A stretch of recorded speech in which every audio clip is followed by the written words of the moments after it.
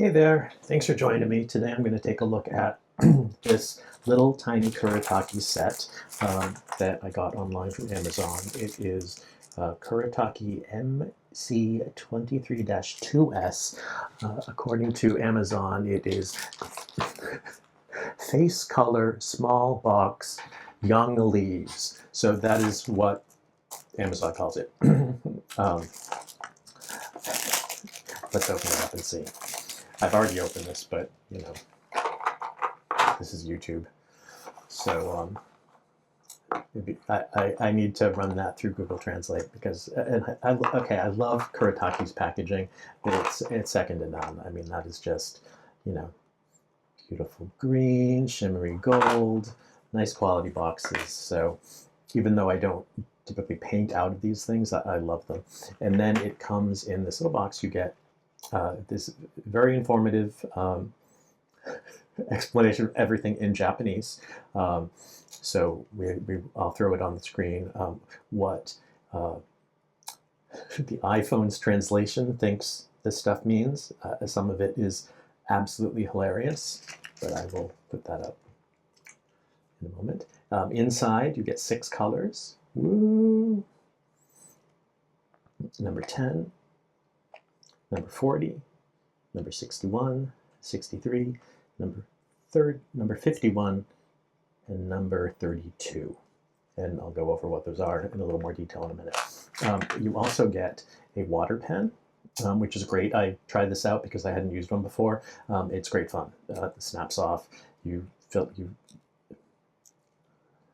like this, you unscrew it. You actually just stick this in a cup of water. So in your, in your water, squeeze it, and it pulls it up like a pipette would, if you ever took a chemistry class. So it's really really simple, and you don't need that much water in it to be able to use it. And then you just squeeze it. You put some water down onto the tip, which actually is bristles, little synthetic bristles. This one is medium size. They're kind of vague about their sizing, but you can find these from all sorts of manufacturers. But it was just handy to get one in a set. It also comes with one of Kuretake's parent company is Zig, and they make markers and all sorts of other stuff. But this is nice. It's a water-based pigment, fine point black marker. So we'll use that when we set up a swatch card for this. So I actually went through and did this already. I'll give you a quick preview, and it was a bit of a disaster. So I'm going to make this again, but a lot prettier. So I just wanted you guys to get the good version. So do it twice, and the second time will come up better. So when I'm painting with Kuretakes, I like to organize them from light to dark, just kind of my thing. I typically only work with 6 colors at a time, and I put them in this 3D printed thing. It just helps hold them in place so they don't slide around. And for today, I also used tape flags. These are just Post-it tape flags, you know, page markers. And I have a hard time getting things out of this once they're in there. So I take one of these, stick it on there on the bottom, fold it up, and pop it in there. When I'm doing this, if I have colors that belong to a set, I do them in the same color. So I know that these belong together, so that if my desk gets all messy with lots of miscellaneous little paint pots, I can figure out what goes where. So these tape flags just help me to pick them up out of the thing later, so that if they're wet, I don't have to flop them out into my hand and make a mess. But sometimes I also write the color number on the tape flag if I'm putting it back into a box. Okay, a little off there. These are good because they're almost the exact size of the bottom one of these pans.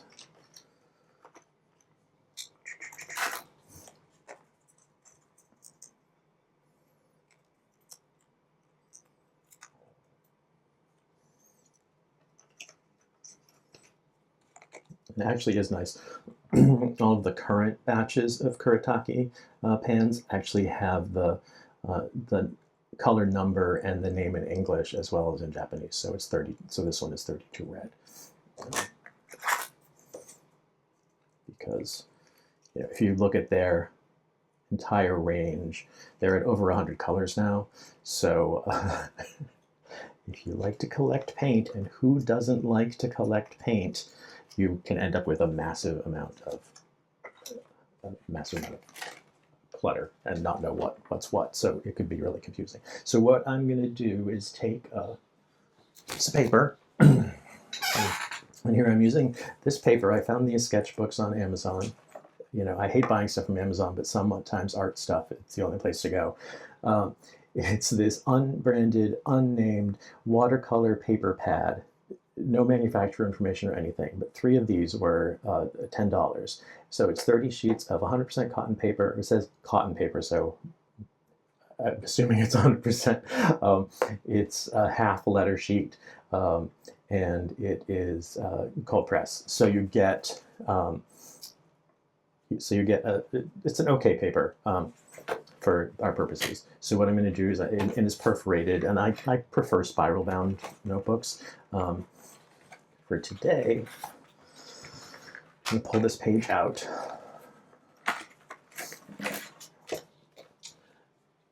And I've done some swatching with this paper, and I actually prefer it has a smooth side and a rougher side. I prefer the smooth side. Don't hate me. I just find that Kuretake paints work better on smooth surfaces. So we've got 6 colors, right? 1, 2, 3, 4, 5, 6, yes. And we're going to swatch them out. So I'm going to make a little grid, and hopefully it'll all fit. We'll use centimeters. So if I go every 2 centimeters, it should fit. So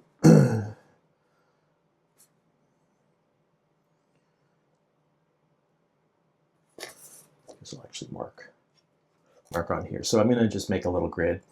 We'll call this 3, 4, 5, 6. Good. So they'll just barely fit.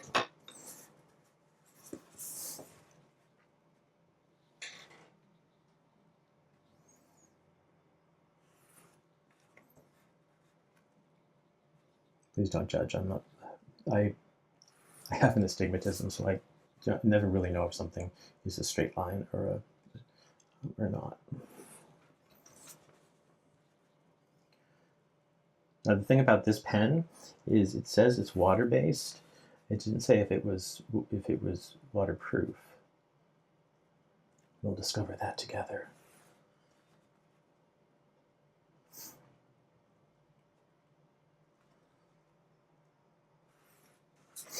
And then we've got about 18, so we'll go every 3 centimeters.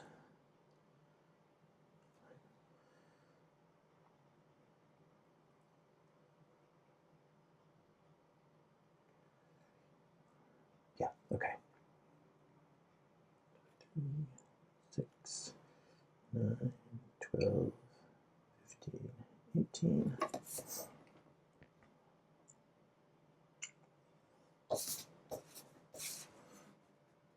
So I'm just making a grid.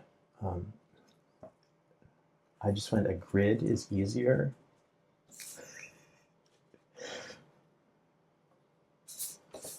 Even if it's sloppy and lopsided, like this one's going to be.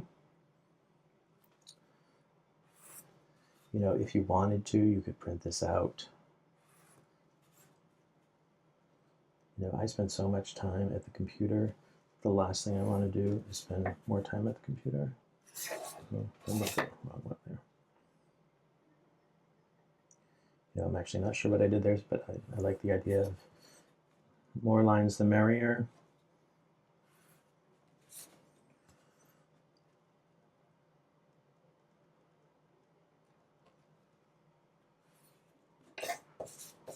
One, 2, 3, 4, 5, 6. Okay, so this was the sacrificial line. We're going to pretend that one doesn't exist. And Now, some people would paint in the boxes. Um, I'm an outside of the box kind of person, so I was thinking of actually painting on the intersections of the lines so that then they'll be lined up a little bit better than just random blobs in boxes. And we'll see how that goes. So I'm going to try that. It'll give us some sense of opacity as well as we go through this.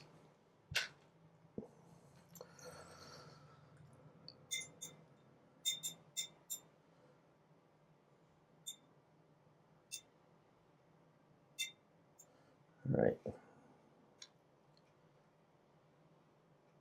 White.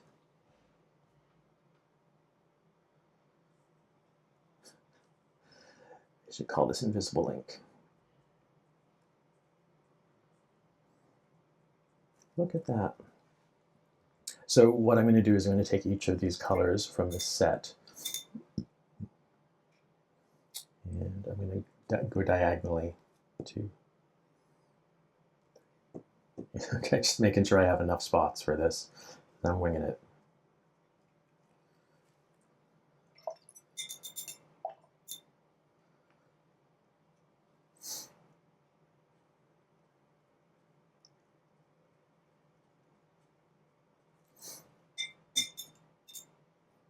Didn't wet the paints, so I'm not getting a lot. So this is that ultramarine blue, and I love this, and I use that guy for skies all the time.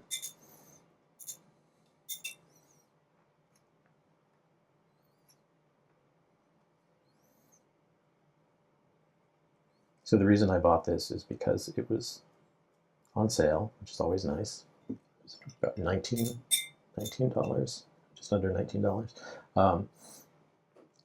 Because I'm running out of some of these colors that I use a lot. And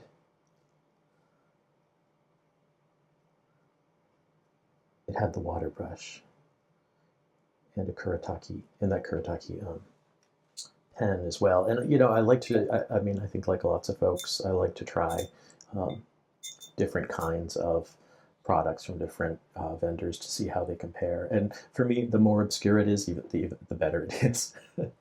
And when you get a box it's all in Japanese, that's a treat. So what I'm going to do here is for each color we're going to do a combination, right? So now that those are kind of basically swatched out, I'm going to do white and yellow, white and blue, white and dark blue, white and green, white and red, and then down this way as well. And the idea is that to do darker values up here and then lighter values down here. That doesn't always happen because I get distracted when I'm doing these kinds of things. So sometimes they don't end up being what I thought they were going to be. But to do this, to keep my my very abstract mind on track, I know that I need to do 1, 2, 3, 4, 5. I need to do 5 color mixes with the white. So, and 1, 2, 3, 4, 5, right? So total there's going to be 10, and just 2 values. So what I do is I grab a bunch of white and I put them in the pans.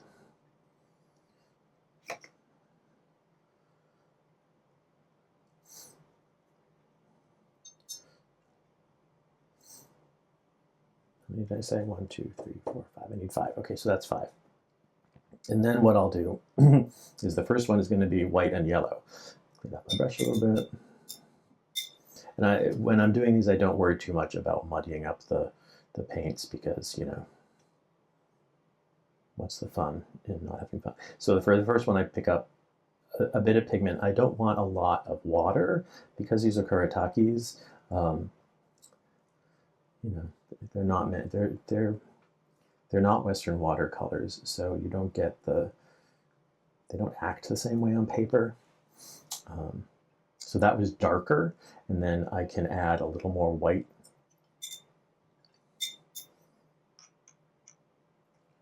to make it lighter. And put that one down here. Look at that. It's a happy yellow. Kind of a smiley face yellow. A pale smiley face. So we did that. Now we're going to do the blue.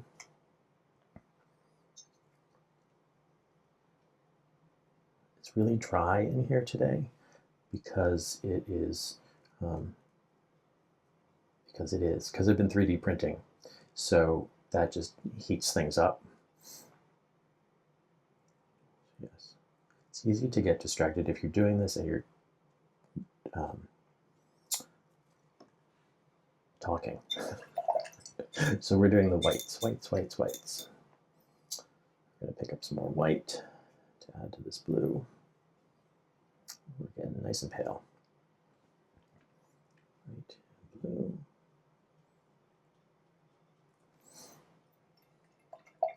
We're doing white and the darker blue. Ooh, I love this color.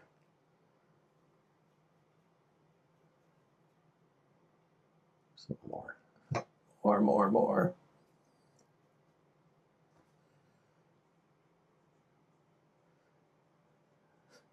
When I look at a paint set that doesn't have at least 2 blues, I find that sad. So we're going to pick up a little more white, make this a little more pale. And as you do this, you start to see, oh, this gets really repetitive and redundant. But that's okay. The whole idea is to see what the paints do. And ideally, I'd be doing this on the paper that I'm using the most, right? A lot of folks just tend to do this in like a random sketchbook that isn't what they're going to be doing their final work on. And while that's fine to get a sense of it, I feel like I don't get, a lot of paints will react and behave differently on different kinds of paper. So if you're going for a particular look, you want to document how the colors are on the paper you're going to be using. That's not very exciting, is it? I'm going to pick up some more white for that. Add a little more pale.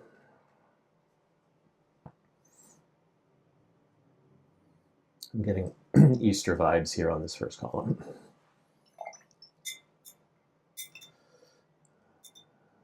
Easter eggs and little marshmallow chicks.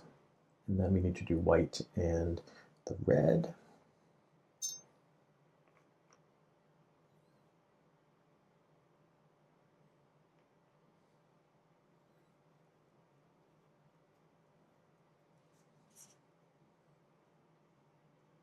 Ooh. That'd be opaque.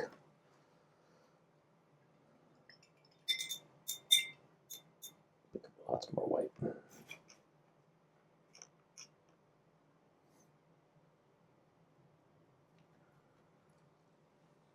So ideally, I would be swatching this out on the same paper that I use for making my prints, but I'm testing lots of different kinds of papers right now. So this was just the paper that I have in abundance, the cheapest paper that I have on hand. So best for use on YouTube, right? All right, so we did the whites. Now we're going to go on to the yellows. So you see, we've already done white and yellow. So now we only have to do 1, 2, 3, 4 more. So that's kind of cool, right? Now I need a clean palette. Ta-da! That unfortunately has a bunch of water in it. Just gonna tidy that up a little bit.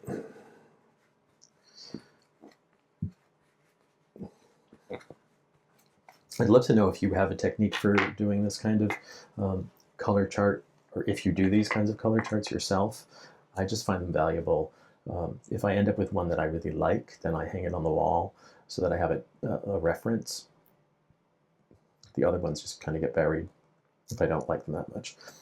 So we're doing yellows. So I need 4 little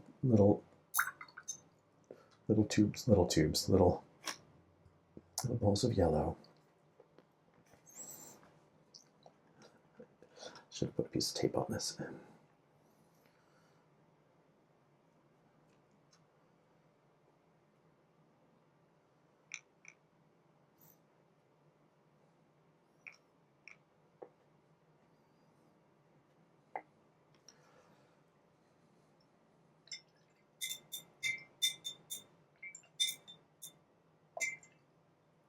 It's amazing how muddy my water is getting already. So we're doing yellow and blue.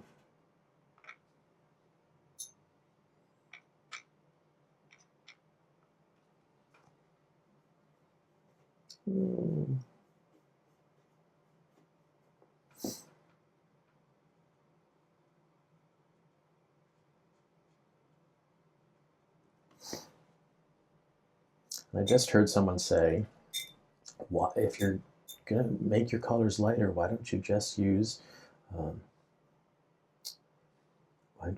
more water? And you absolutely could use more water, but that's not the point of this exercise. So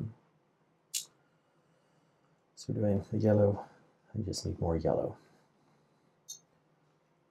Right, so I'm going to lighten up this yellow that I already made, this green that I already made. And that goes down here.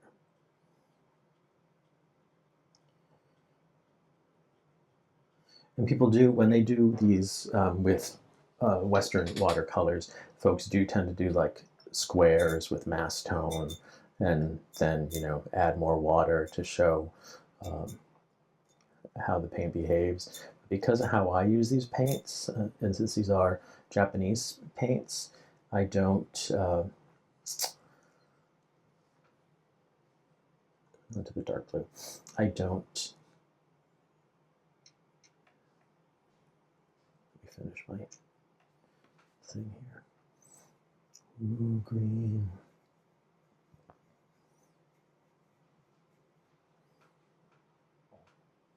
Because these are Japanese Gansai paints, they are less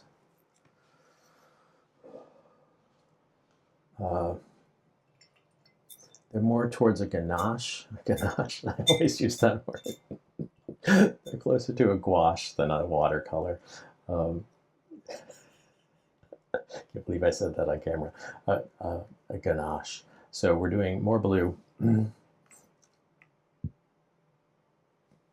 Yeah, since these are like a ganache, don't eat them, folks. They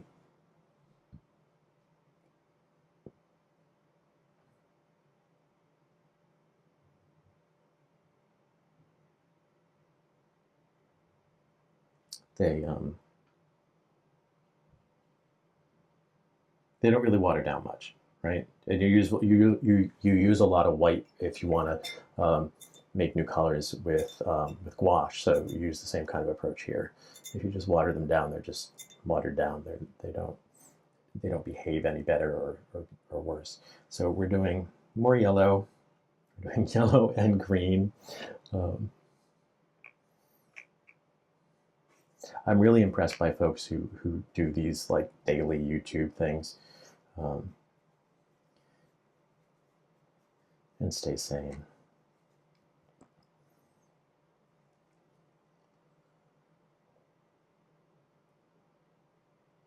This was yellow and green.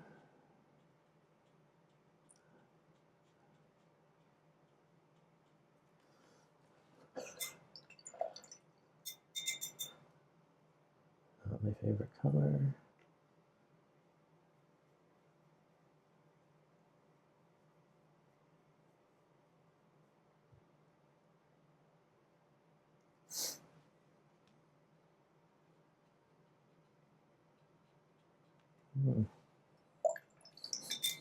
I don't like greens. I particularly don't like yellow greens.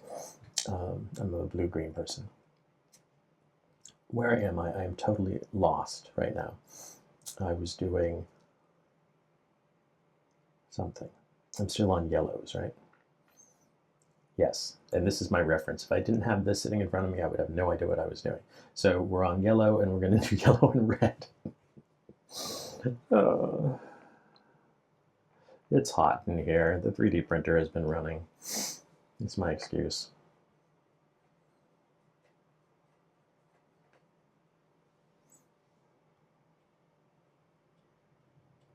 It's like it had no yellow.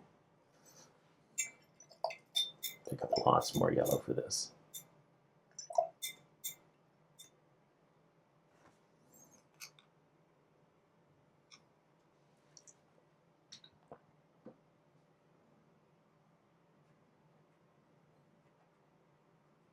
There we go.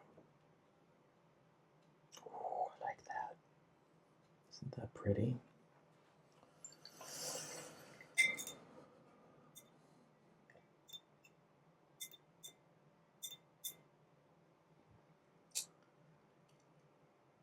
So now we're on to light blues. So you notice as you do this, you start to fill up. So I only have to do 6. 1, 2, 3, 4, 5, 6. So I need to start with blue and blue, but I need to clean this up first. So I will be back in a sec. I'm going to clean these out, come back with fresh pans.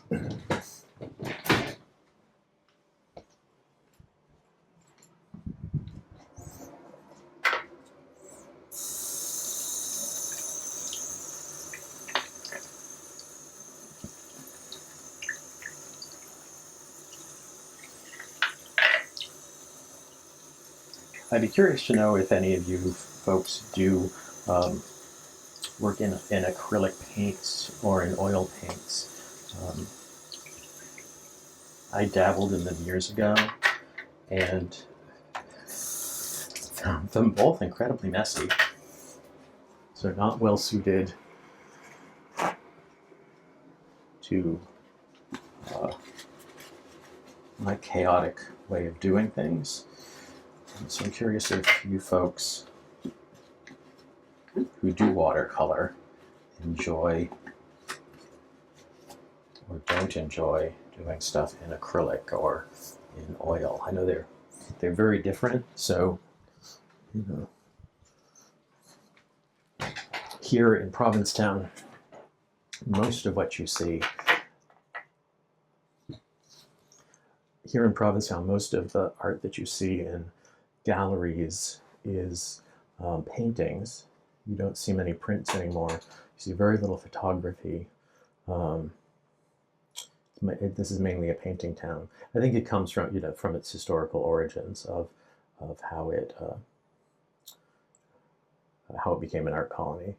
Folks came here for art classes to learn painting and to do it outside. That was the big thing that the Hawthorne School did, was plein air painting, on the beach, out in the dunes. It's a spectacular natural environment to paint in. So here we go. We're going to do light blues. So we're doing light blue. I need to grab a lot of light blue for this.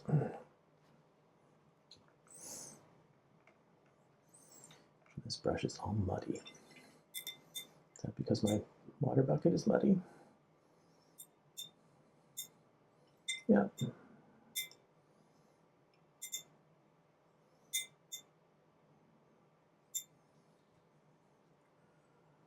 Light blue.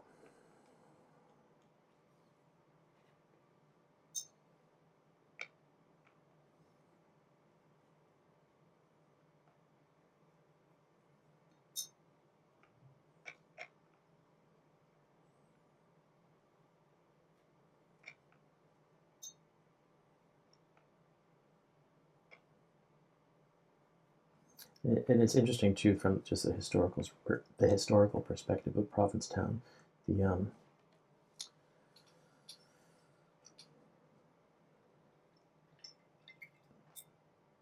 style of prints that I do are white line prints, which are known as Provincetown prints, and obviously because they originated here, and not that many people do them anymore.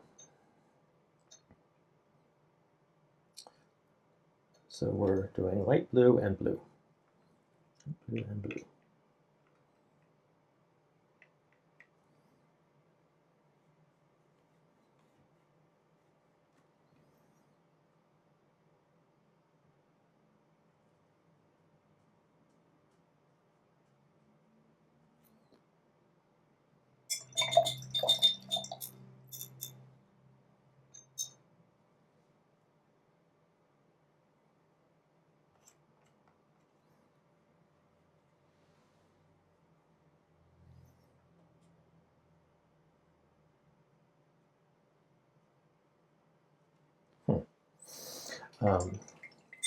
Light blue and green.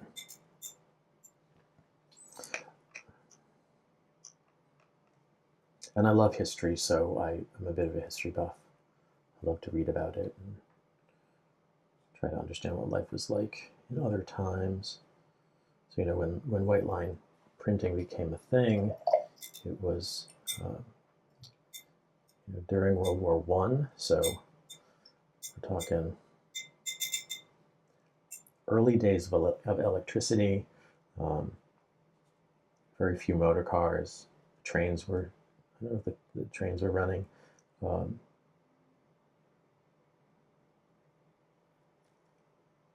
need more green, or blue in the green. So it was just a very different way of life out here than it is today. This is where we're going. That's an interesting color.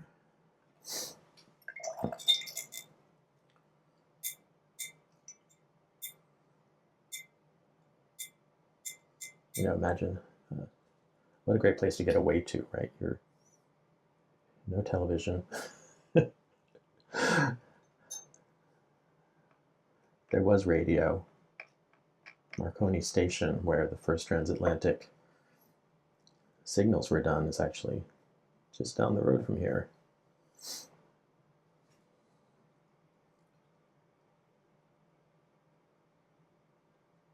Or the remains of it. It doesn't actually exist anymore.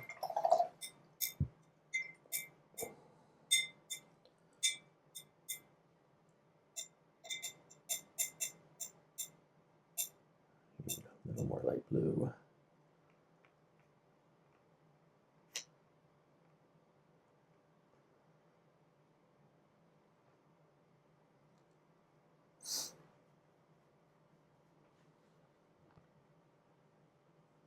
Pretty.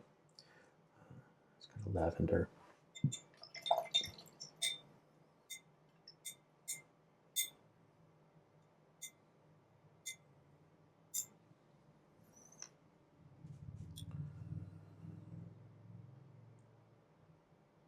So a dark blue-green.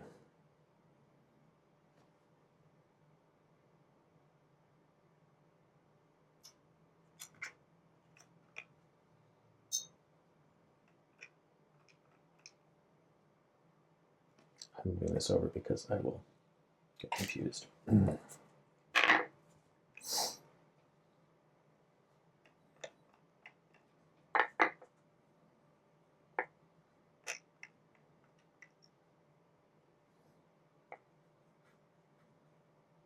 So I only have two, right? I have two with two values. So this is the first one, which is the dark blue, and we're going to add the green.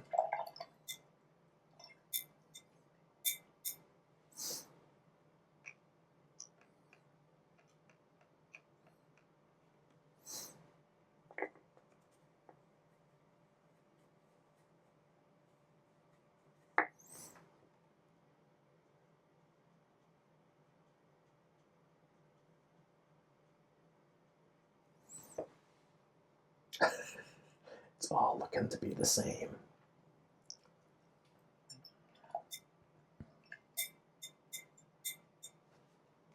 Add more blue to that.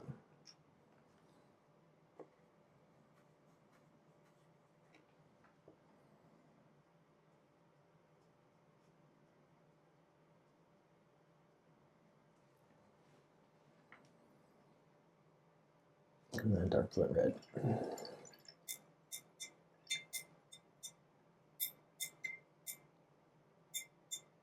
I love reading up on history.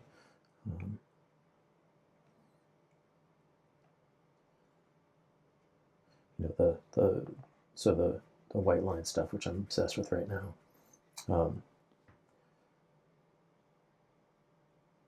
Very much like a make, do, and mend kind of thing, where they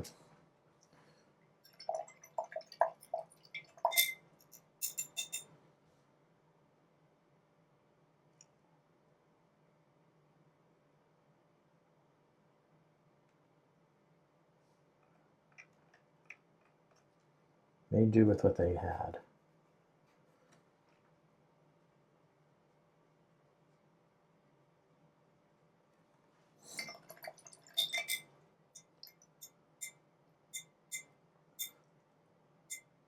So So the kit for making a white line woodcut was, or white line print, was a piece of wood, a spoon, some watercolor paints,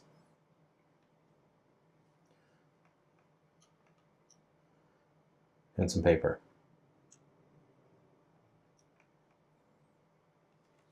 And they were very much inspired by Japanese printing techniques. So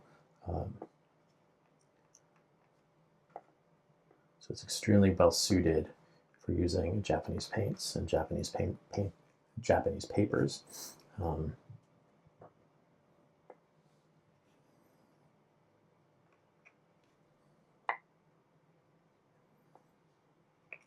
Which one would not think was very readily available in Provincetown during World War I. You know, I don't know where they got their supplies. It's not like they could just go to Amazon. Okay, we're adding some red to the green.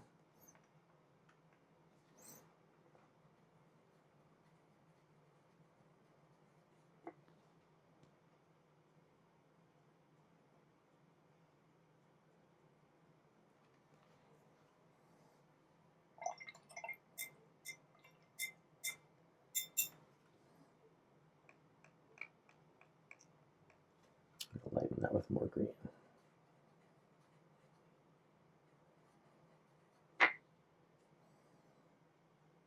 And you get this great brown. All right. That is the whole thing. This water is disgusting. I want to pick it up and put it right in front of the camera, but I'm not going to subject you to that. Here we go.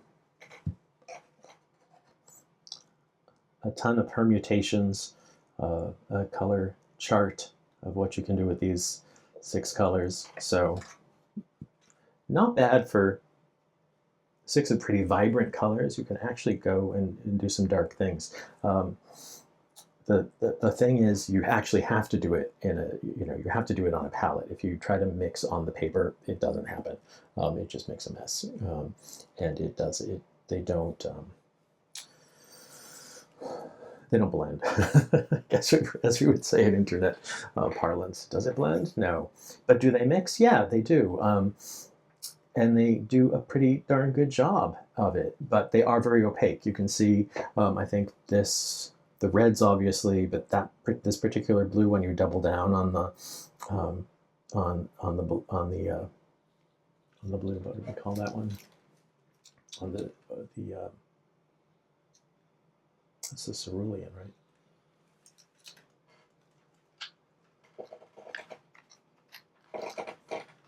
So anyway, when you double down on a particular color, you tend to get more opaque, but here you get some phenomenally opaque with the red, right? The red is just really, really strong. And I do have, for those of you who love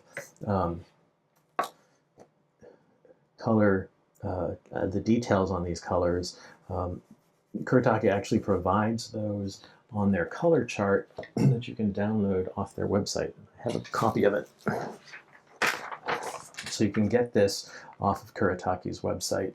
It is their 100 colors. So this is and plus, I think it might be plus, now that they have more. Although it looks like it ends with Aurora Violet. So the Auroras were the last 6 of their granulating, and then they came out with more after that. So yeah, so this is the 100. 1, 2, 3, 4, 5, 6, 7, 8, 9, 10. No, it's more than that. So it's 11. 1, 2. So this is 112 on this sheet. But yeah, so they actually do provide all the details of what's in them for the most part. They don't on the metallics and the gem ones, at least not on this sheet. Maybe it's secret. In the opals they don't. But for the main line, they definitely do now. So that's there. There's not any light fast info or that, which is neither here nor there for my purposes. I don't think anything I make is going to be hanging in a gallery or sold for vast numbers of dollars. I do this for my own enjoyment and to share with friends and family. So occasionally I might stick something in a, the members show at the local museum here, or, so that's kind of the extent of it. But I do enjoy it, and I love the process of doing it, and I think that is what makes bringing painting kind of into my making world kind of amazing. I'm not much of a painter, but I may try some little plein air adventures just because Provincetown is very much a plein air town. But for me, it's the printmaking that I really, really enjoy. So we'll see what these, if I can use some of these colors in an upcoming print. I know I need to. We did this on the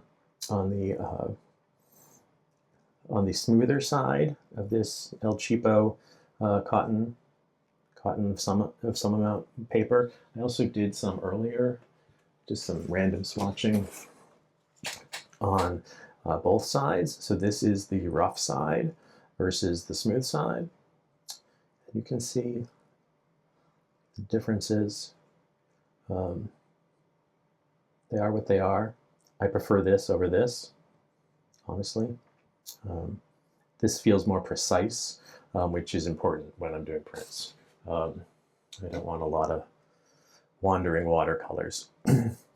So thanks for joining me. I hope this was something that was useful to you. If you do color charts like this, I'd be curious to know how you do them. If you let me know if I made any mistakes, because I probably did. I seem to have a lot of the same green on here. That happens. But I've enjoyed doing this more than normal. It really helps to do these things in a more structured way like this with the camera, so that I can actually get through getting something done and share it with whoever's out there that's interested. So thanks for joining me, and I'll be back again sometime soon, maybe later, maybe, who knows. But I'll be back. Keep an eye out for more of me making prints with my 3D printer and this traditional Provincetown printing method to make white line prints. So see you around. Thanks for joining me. Bye-bye.